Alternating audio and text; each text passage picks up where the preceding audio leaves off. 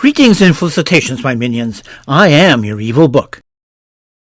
Usually something weird happens around about now. Oh well, I guess the shenanigans have been cancelled this time, because as you can guess from the title and thumbnail, this is the very last EWOW video I will be making. But before we announce our final call, let's review rounds 8 and 9 first. First is round 8, which had this as a prompt, and we had the restrictions of not using the letters I, O, and L, and the numbers 1 and 0. I couldn't come up with anything clever, so I kept it pretty vanilla, avoiding puns and rhymes, and came up with a war-type slogan of, "Cut the Ethernet, send them an EMP, Faraday cage the rest." I figured my time was up. But surprise! I finished 482nd, which is my second highest ranking, and I got 60.12%, which is my fourth highest rating. And for the second round in a row, my vote didn't affect the results. So I managed to make it to round 9 with just one life left. And the prompt for that round was, the Chinese zodiac animals have decided to add a 13th animal. Which one won the competition to enter, and how? My initial inspiration was going to come from a Chinese movie I recently watched called The Monkey Goes West, which I only watched because it had a giant monster in it.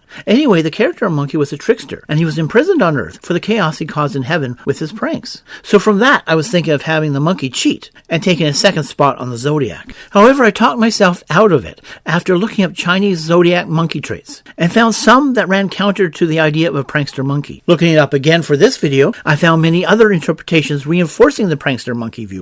So maybe I should have stuck with my first idea. Instead, I started thinking about other animals, especially those native to mainland China. And of course, the obvious animal is the panda. There is no other animal more associated with mainland China than the panda. When the communists wanted to improve relations with the West in the 1970s, they lent out pandas to Western zoos as a diplomatic overture. In fact, pandas are such an overpowering symbol. They outshine all the other animals in the zodiac. So perhaps instead of a 13th animal, how about one animal to rule over all the others? One panda to rule them. Which of course led to The Lord of the Rings. I wanted my response to stand out. I was barely hanging on, so I wanted to swing for the fences. Make one last effort to reach the top by breaking the format. So I decided to reference The Lord of the Rings, or more specifically, the One Ring poem. One ring to rule them all.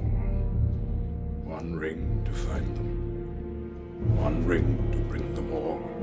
And in the darkness, find them. Obviously, there are more than 11 words there, so I truncated it to the second half of each line, so I could keep the rhyme and add 3 dots to the beginning to allude to the first part, the unstated, one panda to rule them, and came up with this response: one panda to find them, and in black and white cuteness bind them. So this was my moonshot. I was either going to finish near the top or flame out near the bottom, and when I saw the responses during the voting period, I thought I had a shot at the former. Most responses followed the same format. Animal A won contest B because of attribute C.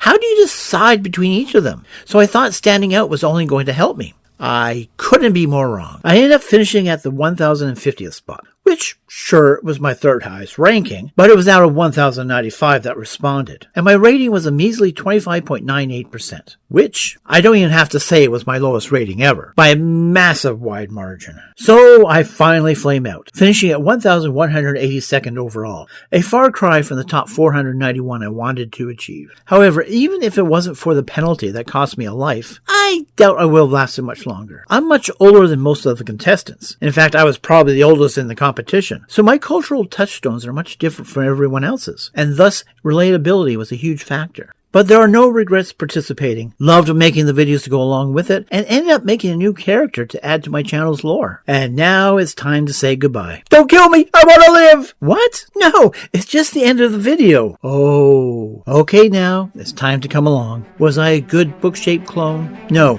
you were the best.